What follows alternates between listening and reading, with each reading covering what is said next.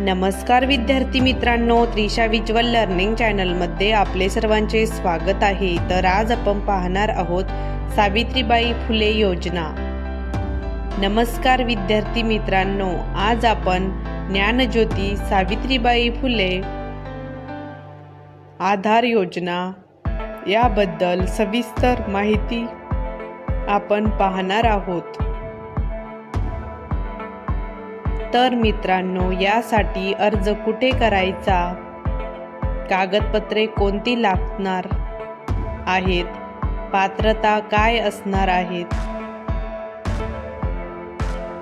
या योजनेची उद्दिष्टे काय आहे, याबद्दलची सर्व माहिती आपण आजच्या या व्हिडिओमध्ये पाहणार आहोत। यासाठी तुम्ही हा संपूर्ण व्हिडिओ नक्की वाचा आणि इतरांना शेअर करा।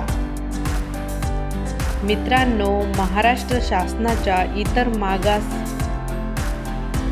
बहुजन विकास महामंडळाद्वारे या योजनेची सुरुवात करण्यात आली आहे। यासाठी 60,000 रुपये ओबीसी प्रवर्गातील विद्यार्थ्यांना देणार आहे। या योजनेचा उद्देश गरीब विद्यार्थ्यांना शिक्षणासाठी आर्थिक सहाय्य करण्यासाठी आहे। त्यामुळे ही योजना राबवली जाते।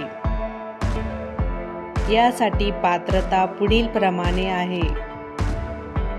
अर्जदार विद्यार्थी हा ओबीसी, एसटी किंवा एससी प्रवर्गातील असावा।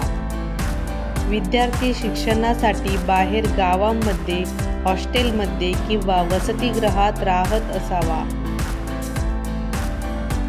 यासाठी विद्यार्थ्यांना मेरिट लिस्टद्वारे निवडले जाणार आहे। मागील शैक्षणिक वर्षामध्ये ज्या विद्यार्थ्यांना जास्त मार्क आहेत त्यांना ही योजनेचा लाभ घेता येणार आहे।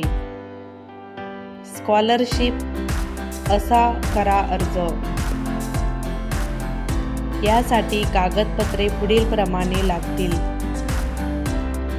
नंबर 1 आधार कार्ड, नंबर 2 पासबुक विद्यार्थी किंवा त्याच्या पालकांचे, नंबर 3 विद्यार्थ्यांचा 10वी आणि 12वीचा निकाल, नंबर 4 महाविद्यालयामध्ये किंवा कॉलेजमध्ये प्रवेश घेतलेली पावती, number 5 SC, ST, OBC caste certificate, number 6 कुटुंबाचे वार्षिक उत्पन्न।